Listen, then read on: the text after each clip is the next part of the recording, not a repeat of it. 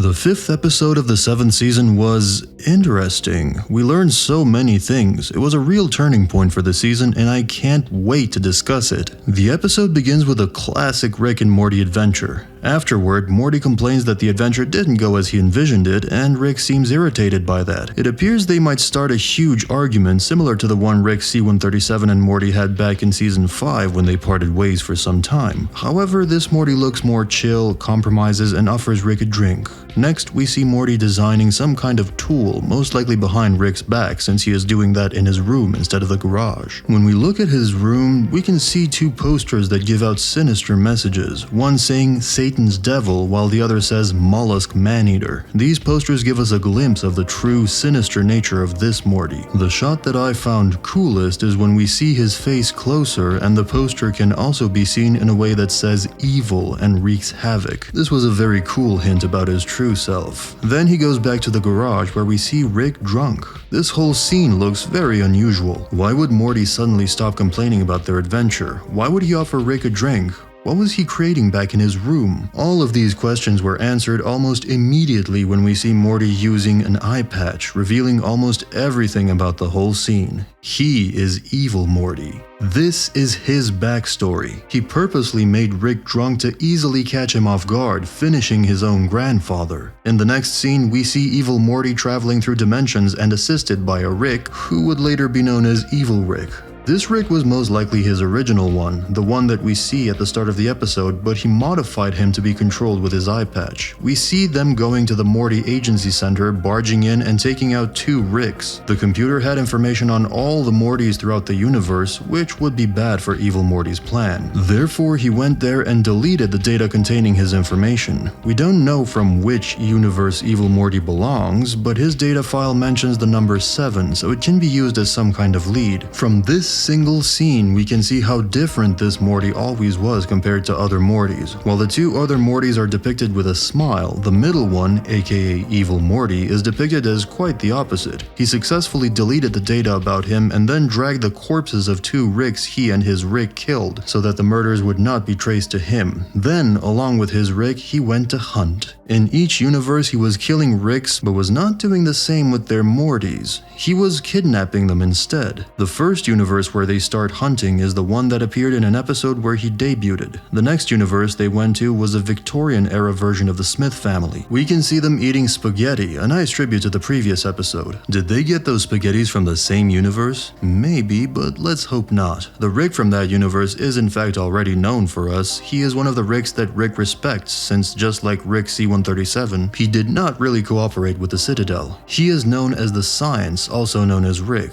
The next universe where they jump is a little more different than the normal one. The hairstyles of Rick and Morty are much more different than they normally have. Their clothings are kinda weird. Both of them are wearing sweaters, while Rick doesn't even wear his traditional lab coat. Even Snuffles wears some kind of sweater in that picture, which makes me think that this is a weird sweater universe? I don't know. Hope we will learn that at some point in the future. We know that Morty has murdered at least 27 Ricks, plus the two from the Morty Agency. It seems Morty uses the corpses of other Ricks to gain the intelligence and information from them. In one of these scenes, we see Evil Rick, his original modified Rick, attempting suicide, which means that even though he was fully controlled by Morty, he still had some kind of consciousness, but obviously Evil Morty overpowered him via his eye patch. Then the scene shifts to a scene from the 10th episode of the first season, when a group of Mortys attack Evil Rick, but it seems this is what Evil Rick wanted in the first place, finally dying so he could be free from Evil Morty's control. That's why he was so accepting of his end. Then we see a very popular scene where Evil Morty reveals himself as the true mastermind behind everything, the scene from the same episode from the first season. However, before he does that, something kind of weird happens. Evil Morty is comforted by one of the Citadel Ricks. Even though this might be a coincidence and Rick was just trying to comfort a random Morty, it can be assumed that there might be a chance that they might be working together. Because it was weird how he came directly out of a portal, so maybe it was an implication of them working together. Then the scene shifts to the election days, which was the central theme of the 7th episode of the 3rd season. We can see how Evil Morty was not originally planning to take control of the Citadel. He just saw an opportunity and seized it. We see a couple of scenes during his presidency and how he came into power. Then we see the famous episode from the 5th season where Rick C-137 and Morty Prime confront him for the second time and how he escaped the central finite curve. Finally, we see where he actually went after escaping and what he was doing. It seems Evil Morty still lives on the central finite curve. However, it doesn't really look like he got any rest after escaping from his usual universe, since it seems Evil Morty still has to go risk his life in the dangerous region between dimensions to get special crystals that powered his home security system. However, despite everything, he still calls that place paradise, since he feels completely free and unbound. The place where he lives looks extremely chaotic, disorganized, and confused. We can see an almost infinite number of portals coming out of everywhere, which shows us that inventing interdimensional portal travel isn't all that special. We can even see how one family did it in at least 3 different multiverses, and all 3 got wiped out by each other or one of the interdimensional beings. This probably happens infinitely, showing us that there are a lot of smart beings outside of the central finite curve. However, almost all of them are just dying after finding portal tech for the first time. This shows us how egotistic and prideful Ricks really are, implying themselves as the sole creators of interdimensional tech.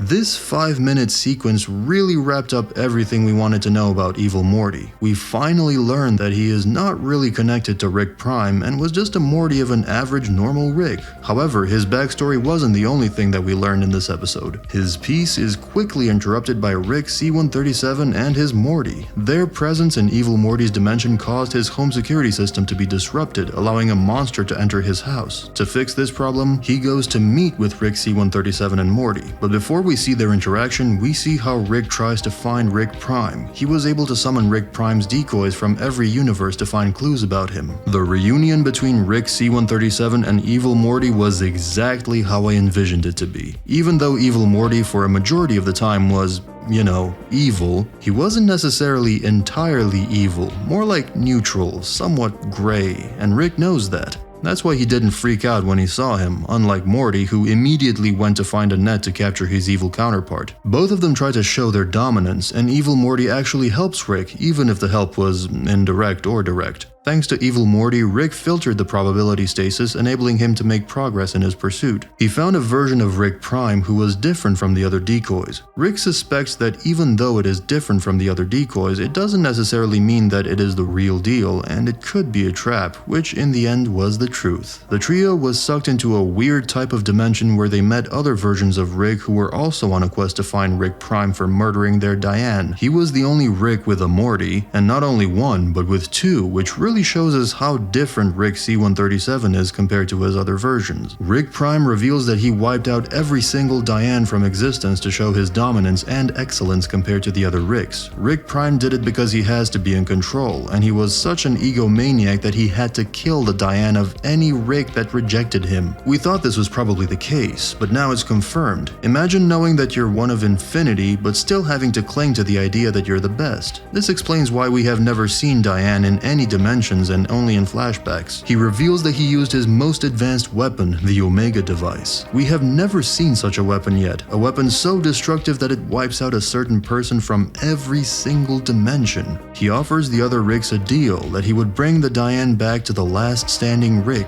Rick C-137 obviously knows that it's a trap and refuses to engage in combat, but in the end he was still forced to do so, and we saw a cool moment of him and Evil Morty teaming up for the first time to take down the remaining Rick. We also learn Evil Morty's perspective on Rick Prime. For a really long time, I logically assumed that he would hate Rick Prime the most since he is the worst version of Rick. This is what Rick C-137 thought as well, but it seems both of us were wrong since Evil Morty doesn't particularly care about Rick Prime. But he still agreed to take him down because he would most likely mess with his plans. Obviously, the whole Rick Prime trial was a trap, and he was going to kill the final Rick as well. But thanks to teamwork between Rick C-137 and Evil Morty, they were able to escape him. On top of that, Rick managed to take Rick Prime's weird acid fluid too, which enabled him to find the real Rick Prime. Rick Prime revealed that those two were the only ones who invented interdimensional travel, which means the rest of the Ricks were dependent on them to get their hands on the tool. This shows us how special and unique Rick Prime and Rick C-137 really are. Finally, we see the Omega device in action. Rick Prime used it to erase Slow Mobius from existence, which greatly affected Rick and increased his urge to finally finish Rick Prime. However, he was getting overpowered by him, and it was no surprise that Rick Prime had an upper hand, which was the reason why Evil Evil Morty joined him to fight Rick Prime.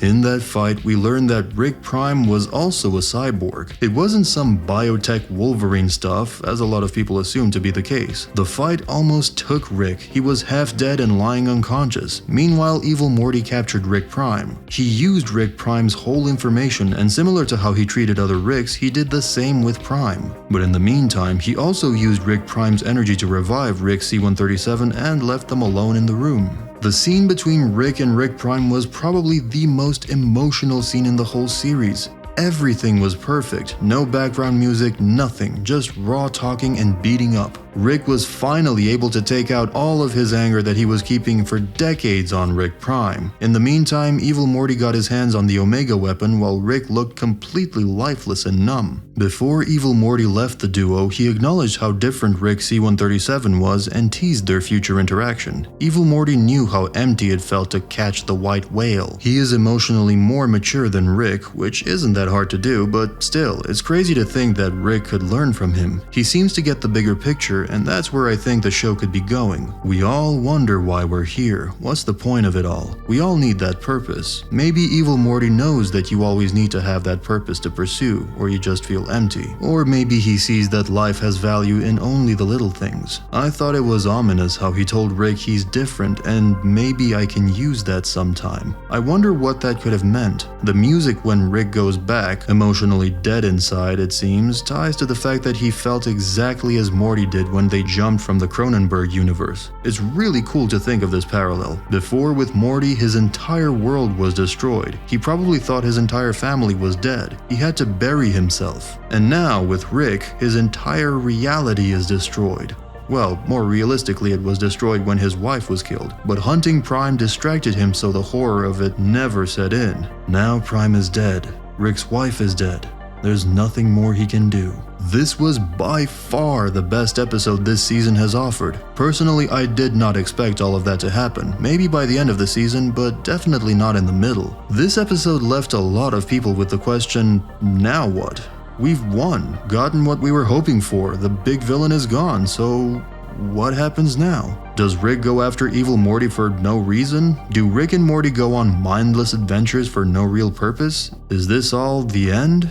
You always search for an ending, but what happens after you've made it there? A lot of people think that for a while the show will stick to an episodic series similar to the beginning of the series, but I don't really know. I think they might throw in a new big bad at some point, but definitely gonna be good old 1000 years Rick and Morty for a bit, I think. All shows will go back and forth from just being episodic to having a long-term focus. We have also yet to see that Bigfoot type character from the promo. Maybe he is the next main villain. The episode titles of the last two episodes are Fear No Mort and Mort Ragnarok, which makes me feel like the last two episodes will be a direct continuation of each other, similar to how it was done in the 5th season. The last two episodes, Forgetting Sarik Mortshall and Rick Marai Jack, are basically one episode but were divided into two. I feel like it's going to be the same case here. Fear No Mort and Mort Ragnarok are going to be one whole episode which is divided into two separate ones. It seems we have to expect a lot of deaths in these episodes, which makes me wonder if we're going to finally see the one true Morty in one of these episodes, since he looks like a character who has ascended death and is in his own league.